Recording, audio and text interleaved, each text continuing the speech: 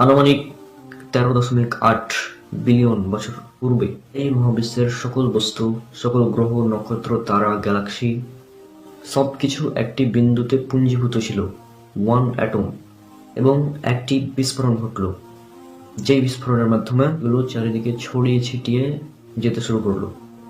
এটাকেই বলা হয়, এই বিস্ফোরণটিকেই বলা হয় বিগ ব্যাং। অর্থাৎ একটা সময় মহাবিশ্বের সকল কিছু একটা বিন্দুতে পুঞ্জীভূত ছিল, একটা বিন্দুতে, এবং একটা বিস্ফোরণ ঘটলো। বিস্ফোরণের মধ্যে সব একদম ছড়িয়ে ছিটিয়ে যেতে শুরু করলো। এটাকেই বলা হয় বিগ ব্যাং থিওরি বা মহাবিস্ফোরণ তত্ত্ব। তার সহজভাবে বলতে গেলে এই মহাবিশ্বে যা কিছু আছে, আকাশ, পৃথিবী, চাঁদ, তারা, গ্রহ, নক্ষত্র, সব কিছু একটা বিন্দুতে পুঞ্জীভূত ছিল এবং একটি বিস্ফোরণ ঘটলো, যেই বিস্ফোরণের মাধ্যমে এগুলো আবার আলাদা হয়ে গেল। এবার দেখি পবিত্র কোরআনে এই সম্পর্কে কি বলা আছে। আমি এবার চলে যাব পবিত্র কোরআনের সূরা আল আম্বিয়া, সূরা নম্বর 21, আয়াত নম্বর 30। هل نظرية الانفجار العظيم تخالف الشرع؟ نعم تخالف الشرع، معارضة لما بين الله سبحانه وتعالى في خلقه للسماوات والأرض. قل أئنكم لتكفرون بالذي خلق الأرض في يومين وتجعلون له أندادا ذلك رب العالمين، إلى آخر ما بين الله سبحانه وتعالى في هذه الآيات. الله عز وجل خلق السماوات والأرض في كم يوم؟ في 6 أيام.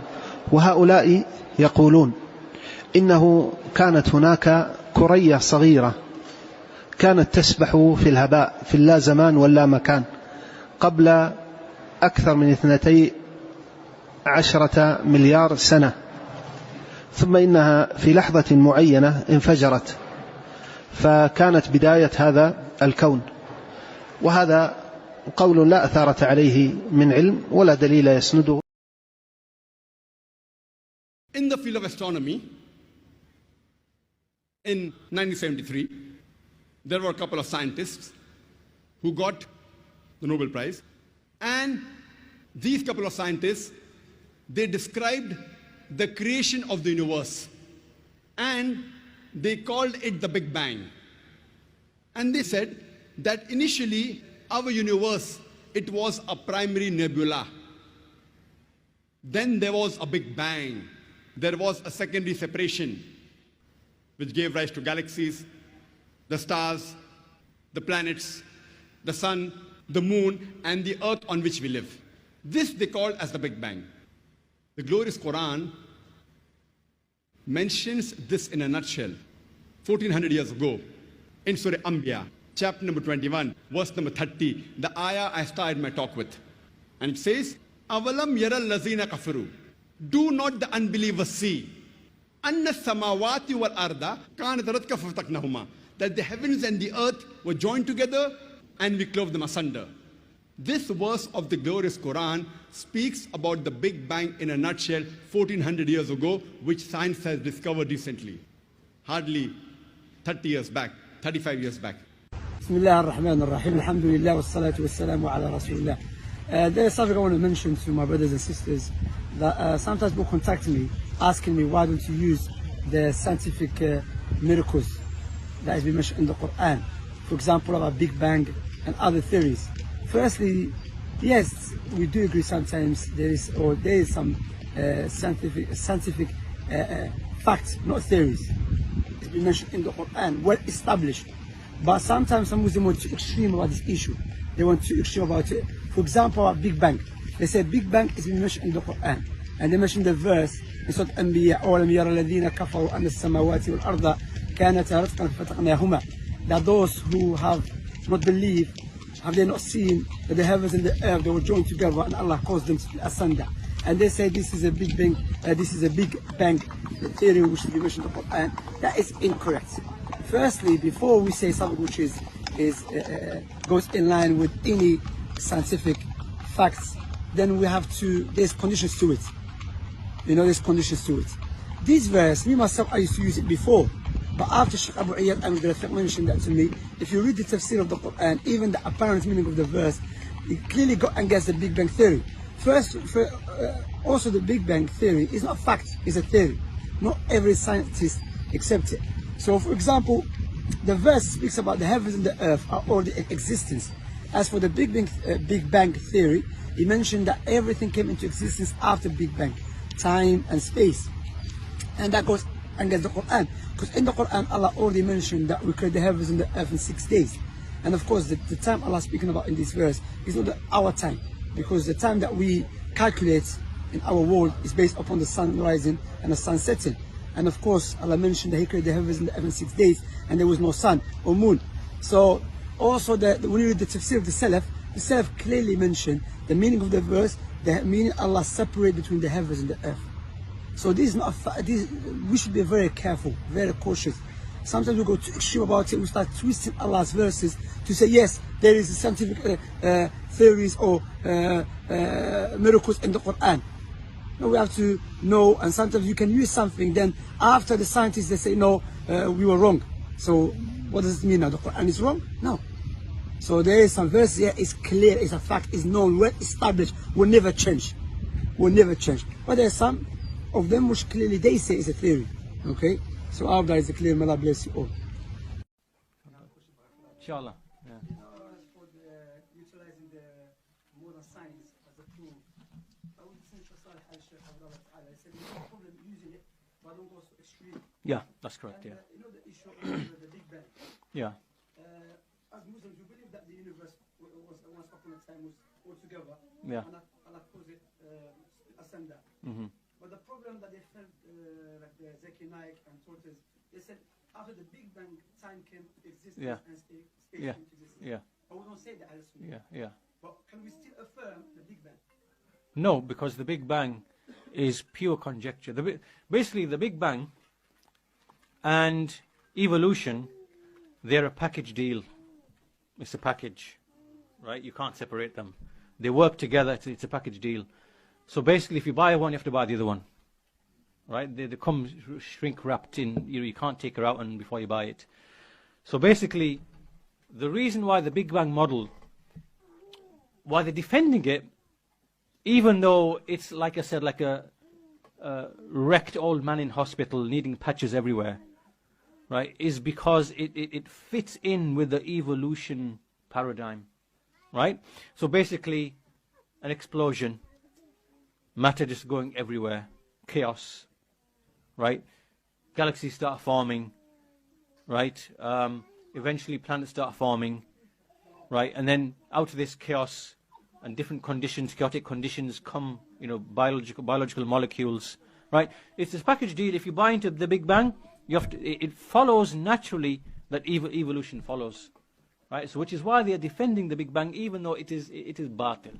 They're just inventing so many things, like, they've worked out that basically for the universe to actually form, there's not enough time, right? So there's not enough time. So what they've done is they've added a step, and they've called superinflation took place, right? So an explosion took place, right? But it's not moving fast enough to get where it needs to be for the galaxies.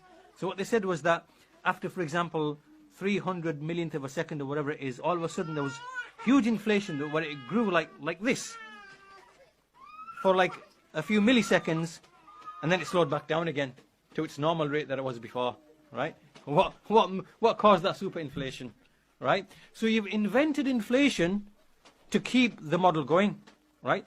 Then they've realized, hold on a minute, in this universe that we're looking at, there's not enough matter. We are missing 95% of the matter. Where's it all gone? We can't see it. There should be more, according to the model. So I thought, you know what? There must be dark matter that we can't see, them can't detect. It must be there. Come on, ya ikhwan. This is fairy tales, right? These people believe in fairy tales. They say to us that you believe in something you can't see. That's what they're doing, right? But they're just deceiving you into thinking that they have definitive. It's not. It's all just pretense and make-believe. That's what it is. Then they figured, okay, let's bring in some dark matter. That will take us to about 70% or something, or whatever else it is. Then they say, wait a minute, but how come the galaxies are able to keep their own where they are, and how come they're moving, whatever? They say, well, there must be some hidden energy that's allowing it to move to a degree that it's that's not making it collapse or something like that. Then they bring out dark energy, right? And so all of this is make-believe. It is fairy tales. This is what it is. No evidence at all. So the point being, the point being was that we do not believe in the Big Bang. It is batil, and it opposes. How does that fit in with Allah being a masterful, skilled creator? Right? Think about this. Huge explosion, all of a sudden it just so happens that everything fits in and works out nicely. All the laws of physics, all the constants, whatever. This is a chaotic type of... Rather, this actually supports the atheists, doesn't support us. It supports them because they say, look, things just worked out that way. And then evolution just followed. Whereas what we believe, which is clear in the texts, that Allah subhanahu wa ta'ala, He created the heavens and earth in 6 days. These 6 days are not the days that we know, which means that there's already a time in place. There's already an order in place. That creation was with skill, was with design, was with intent. Right? So if you buy into the Big Bang, you are denying all these things. So no, we don't accept the Big Bang because it's conjecture. What we say is that the heavens and the earth were created, and then we speak of some of the details in the Quran, that there was water involved, that the heavens and earth were together, and they were separated, not in the sense of the Big Bang, right? Because that's batil, right? So we don't try to fit the text of the Quran and the Sunnah to fit into with the theories or the models. So the reason I mentioned that, because the brother Abu Hatim Hafidhullah mentioned that, he said we don't believe everything they say, Yeah. but we affirm stuff like there was upon a time everything was together, as Allah subhanahu wa ta'ala mentioned. Yeah. If you look at the tafsir of the ayah, you will see, and you go back to the tafsir of the salaf of the ayah, it will mean what the meaning of the ayah is that Allah put an atmosphere between the earth and the heavens, right? So He put them apart, right? As a result of which life can take place, so the rain can fall down, whatever else. So when we interpret an ayah, we have to go back and see what the salaf said, right? And so the interpretation of the salaf is not the same as what the non-Muslims are saying as part of their Big Bang, because what they are saying is everything was in a space this much, yeah? All matter was in a space this much, and then it just exploded, and from this everything came, right? That explanation is not the same as what's in the Quran, that the ard and the samawat were together, and then He separated them, right, by putting something in between. So if there's something like with certainty that they bring, which is yaqini, and there's the ilm or whatever, then we accept that, no doubt, we accept that. But conjectures, then no.